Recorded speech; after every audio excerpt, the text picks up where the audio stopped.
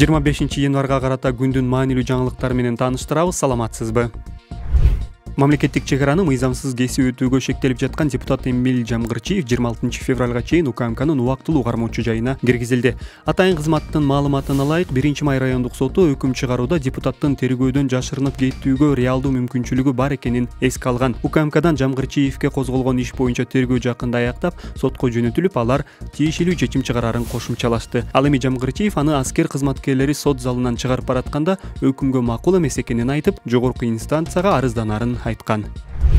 Президент Садыр Жапаров 2020-жылдагы октябрь окуяларында маркум Кремтөбөл Камчы Көлбаев аны эмес, мурдагы премьер-министр Сапар Исаковду колдогонун айтты. Анын айтымында криминалдар Садыр Жапаровду колдоп жатат деген жалган маалыматты ошол кезде анын ата-андаштары жана Азаттык басылмасы тараткан. Алардын планы мени элге жаман көрсөтүп, шайлоого чейин оюндан четтетүү болчу. Бирок 10-15 жыл мурдага караганда 2020-жылы элдин көзү ачылып калган эле. Андай ушактарга ишенбей калышкан.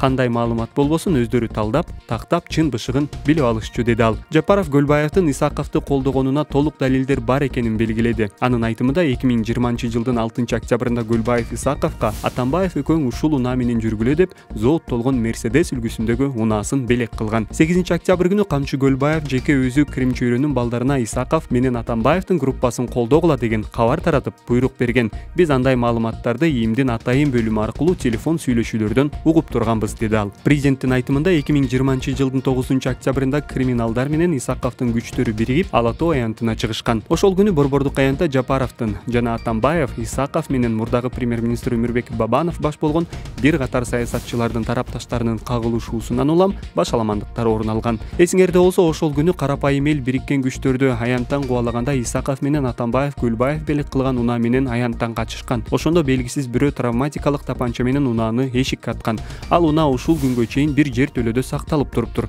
Кечээ жакында табылып, унаанын кожоюну Кремчөйрөнүн өкүлү Мурат Рамонов көрсөтмө берип, Исаковго кайсыл дарекке, кайсыл убакта Көлбаевдин тапшырмасы менен алып барып бергенин айтып берди, деп белгиледи ал. Ал арада президенттин басма сөз катчысы Аскат Алагөзов Facebook барагына мурдагы премьер-министр Сапар Исаковдун Кремчөйрөнүн өкүлү Мурат Рамонов менен түшкөн сүрөтүн жарыялады. Сүрөт 2020-жылдын 6 октябрында ал Исаковго белек кылган унааны тапшырган учурда тартылганы айтылат.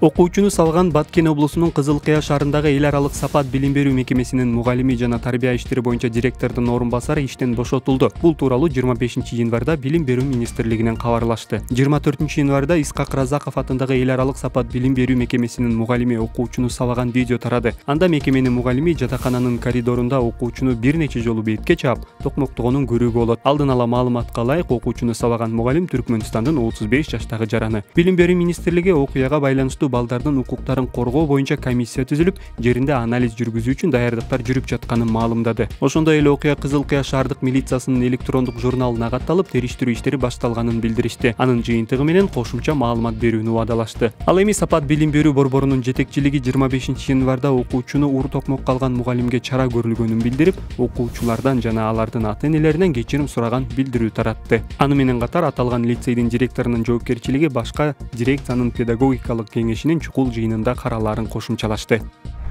Издөөдө жүргөн активист Лекмат Күрөңов мындан ары бийликти сындабай турганын билдирди. Анын айтымында мындай чечимди активист учурдагы жашоо шартына байланыштуу кабыл алган. Мен мындан ары бийликти сындабайм, саясат жөнүндө сөз кылбай эле коеюн деп чечтим. Өзүмдүн жеке жашоомдогу шартыма, кырдаалыма байланыштуу. Туура түшүнөсүздөр деген ойдомун. Мындан ары бийликти сындабайм, саясат жөнүндө сөз кылбай эле коеюн деп чечтим. Өзүмдүн жеке жашоодогу шартыма, кырдаалыма байланыштуу. Туура түшүнөсүздөр деп ойлойм, деди Күрөңов. Буга чейин 10 январда УКМК Лекмат Күрөңовго жана KG Group курулуш компаниясынын негиздөөчүсү Имамидин Ташевго издөө жарыялаган. Алар бийликти басып алууга шектелүүдө.